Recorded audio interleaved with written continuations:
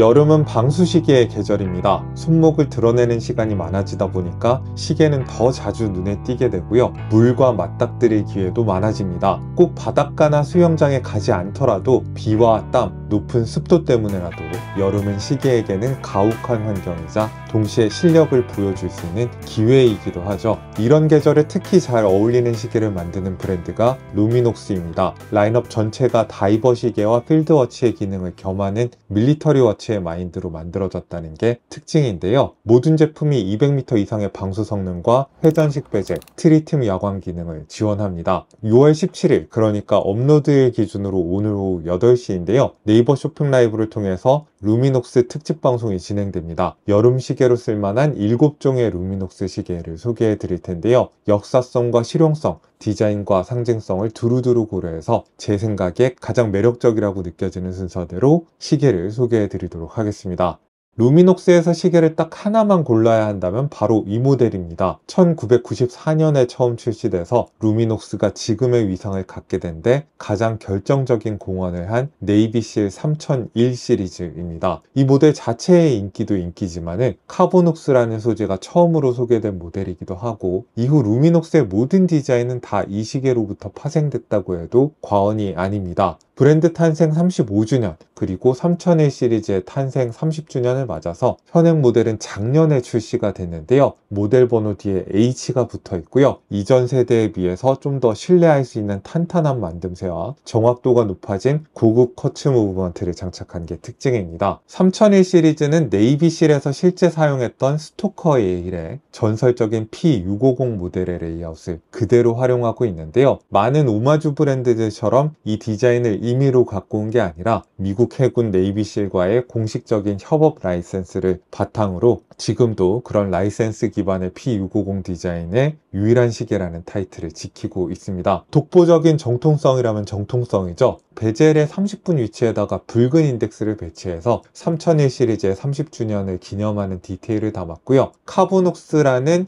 루미녹스가 자랑하는 복합 소재로 제작된 케이스는 직경 43mm에 러그투러그 길이가 45.2mm, 두께가 13.3mm, 무게가 66.5g입니다. 러그투러그 길이가 짧고 두께도 얇아서 손목이 가는 사용자에게도 부담스럽지 않은 착용감을 제공합니다. 베젤은 잡기 좋도록 구불구불한 굴곡이 들어가 있는 게 특징인데요. 원작 P650은 베젤이 엉망인 걸로 좀 악명이 높았는데 이 베젤은 민간용이어서 업그레이드가 됐습니다. 120클릭의 단방향 회전식이고요. 금고를 돌리는 듯한 좋은 소리와 사용감을 갖고 있습니다. 사파이어 크리스탈 아래로 보이는 다이얼은 전형적인 미군 필드 시계의 틀을 따르고 있습니다. 매트한 블랙 바탕 위에다가 화이트 숫자 인덱스와 24시간 보조 인덱스를 병렬 배치했고요. 시간 인덱스 위에 T25 트리튬 튜브가 들어가서 별도의 축광 없이 야광 성능을 발휘하도록 만들었습니다. 무브먼트는 에타의 F06.412 프리시 드라이브 쿼츠 칼리버인데요. 연간 오차가 플러스 마이너스 10초 안에 들어오는 정밀도와 약 50개월의 배터리 수명을 자랑합니다. 이건 론다 기반의 구형 모델 대비해서 분명한 업그레이드 포인트라고 할 수 있고요. 전술 시계로서 이 시계가 갖고 있는 신뢰도를 한층 더 올려주는 요소라고 하겠습니다. 이번에는 케이스백도 다운그레이드 없이 제대로 스틸백을 스크루 방식으로 넣어서 장착을 했습니다. 러그 폭이 21mm라서 줄질이 약간 애매할 것 같은데요. 기본 제공되는 스트랩은 러버 소재이고요. 스테인레스 스틸 버클이 적용됐는데 좀 아쉽다면은 케이스랑 버클색을 안 맞춰줬어요. 라이브 중 가격대는 약 70만원대로 예상되고요. 전술 시계의 정통성과 실용성을 모두 충족하는 완성도 높은 모델입니다. 다음으로 루미녹스는 2020년부터 영국 특수부대 출신 생존 전문가 베어 그릴스랑 협업을 하고 있는데요. 그 협업의 결과물은 단순히 이름을 빌려다가 새기기만 한 시계가 아니라 철저히 실사용 기준으로 설계된 서바이벌 마스터 시리즈입니다. XB3749라는 모델은 추가 나토 스트랩이랑 전용 박스를 포함한 세트 구성으로 약 110만원대이고요. 시계만 단품으로 나오는 XB3748은 약 60만원대로 아마 이번 쇼핑 라이브에서 최강의 할인율과 가성비를 보여주는 시계가 될 겁니다. 카보녹스 플러스 소재를 쓴다는 게 이 시계의 또 다른 매력이기도 한데요. 전체 중량 기준으로 해서 약 40%의 탄소 섬유를 포함하고 있어서 럭셔리 브랜드의 카본 파이버 케이스 못지않은 멋진 질감과 무늬를 갖고 있습니다. 기본 카본옥스만큼이나 가볍고 튼튼한 건 물론이고요. 베젤을 돌릴 때의 소리도 뭔가 편안합니다. 60클릭의 묵직한 단방향 베젤인데 카본 케이스 특유의 만족스러운 소리가 있어요. 방수 성능도 다른 모델들보다 좀 더 높은 300m이고요. 대신에 사이즈는 좀 큰 편입니다. 직경이 45mm, 러그트러그가 54mm, 두께가 14mm이고요. 대신에 무게가 105g으로 크기에 비해서 착용감이 우수합니다. 러그폭은 24mm의 기본 스트랩은 매트한 질감의 러버 스트랩을 주고요. 스트랩에 아날로그 나침반이 달려서 함께 제공이 됩니다. 찐 생존 기어 같은 룩을 완성해주는 요소인데요. 이 느낌이 좋으신 분도 있겠지만 저는 좋아하는 쪽인데 너무 투박해서 싫으시다면은 당연히 빼고 차는 것도 가능합니다. 이번에도 블랙 케이스에 실버 컬러 버클이 적용됐는데 이렇게 쉬운 색깔 맞춤을 왜 안 해주는지 저는 잘 모르겠어요. 반사 방지 코팅을 적용한 사파이어 글래스 아래로 매트한 그레인 질감 처리가 된 다이얼이 보입니다. 브러시드 스켈레톤 핸즈와 요철이 있는 프린팅, 입체적인 트리팀 튜브와 챕터링의 디자인 등을 통해서 다이얼의 입체감이 아주 잘 살아있고요. 챕터링에 여러 가지 요소들이 깨알같이 적혀 있는 것도 재밌는 요소인데 네버 기브업이라는 베어 그릴스의 격언부터 모스 부호로 새겨진 SOS 코드까지 발견하는 재미를 더하고 있습니다. 무브먼트로는 론다의 5030D 쿼츠 크로노그래프를 채택했고요. 리셋 푸셔로 여러 개의 연속적인 기록을 추적할 수 있는 스플릿 기능이 있습니다. 그리고 약 50개월의 배터리 수명을 제공하고요. 아마 루미녹스에서도 가장 강력한 모델이지 않을까 싶은 짱짱한 시계입니다. 제 세 번째 픽은 네이비실 재단과 협업해서 만든 백투더블루 에디션인데요. 한동안 육상과 사막작전에 투입됐던 네이비실의 해양작전 복귀를 기념하면서 파란색이 테마로 들어간 그런 시계입니다. 카본옥스 같은 합성 소재도 좋지만은 스틸 케이스의 실체감을 기대하시는 분들도 있을 것 같아서 이 시계를 높은 순위로 올렸습니다. 스틸 케이스인 덕분에 확실히 고급스러운 마감도 볼 수 있고요. 베젤만 카본옥스 소재로 만들어졌는데 60클릭의 묵직하고 탄탄한 사용감을 갖고 있는 베젤입니다. 다분히 브라이틀링의 라이더 탭을 연상시키기도 하는 베젤 디자인인데요. 어벤져랑 오리지널 시계를 섞은 것 같은 느낌도 살짝 있네요. 케이스 직경은 45mm에 러그트러그의 길이는 51.4mm, 두께는 13mm이고요. 러그폭은 24mm로 손목 위에서 확실한 존재감을 드러냅니다. 근데 그런 것 치고는 무게는 107g으로 아주 무겁진 않습니다. 방수는 200m이고요. 사파이어 글래스를 장착했습니다. 약간 변주를 가하긴 했지만은 그 아래로 보이는 다이얼은 필드 시계의 아우라를 갖고 있고요. 다이얼에서부터 시분침까지 트리팀 튜브가 총 16개가 적용이 되어서 어둠 속에서도 뚜렷한 가독성을 확보하고 있습니다. 무브먼트는 론다의 715 쿼츠 칼리버가 채택되어 있고요. 배터리 수명이 약 60개월로 긴 편입니다. 배터리 교체하기 귀찮아 하시는 저 같은 사람한테는 좋은 소식이죠. 스크루다운 백 케이스를 채용한 단단한 만듦새의 시계이고요. 네이비실 재단 로고가 케이스백에 새겨져서 상징성을 강화하고 있습니다. XS3255는 기본 블루 러버 스텝 단품으로 라이브 때 약 80만원대의 가격이 책정되어 있고요. XS3253은 세트 모델로 오렌지 스트랩과 전용 박스를 포함해서 약 90만원대의 가격이 책정되어 있습니다. 그래서 실용성과 구성상의 균형을 고려해서 선택을 하시면 될 것 같고요. 네 번째 픽은 3501 시리즈입니다. 앞서 살펴본 3001이나 그 뒤에 나온 3051에 이어지는 3세대 네이비실 시계 디자인이라고 하는데요. 이건 그 중에서도 775개 한정판 블랙아웃 버전입니다. 해외에서는 이미 품절인데 한국에서는 소문이 아직 안 났는지 남아 있습니다. 60클릭 단방향 회전 베젤을 이번에도 장착하고 있고요. 아쉬운 점은 사파이어가 아니라 강화 미네랄 글래스가 적용이 됐습니다. 45mm 직경에 51mm 러그트러그 길이의 카본옥스 케이스는 내충격성과 경량성이라는 두 가지 목표를 모두 충족하고 있고요. 200m 방수 성능으로 다이버 시계의 역할도 겸하고 있습니다. 무게는 약 71g으로 가볍고 활동성에 최적화된 설계입니다. 두께는 14.5mm이고요.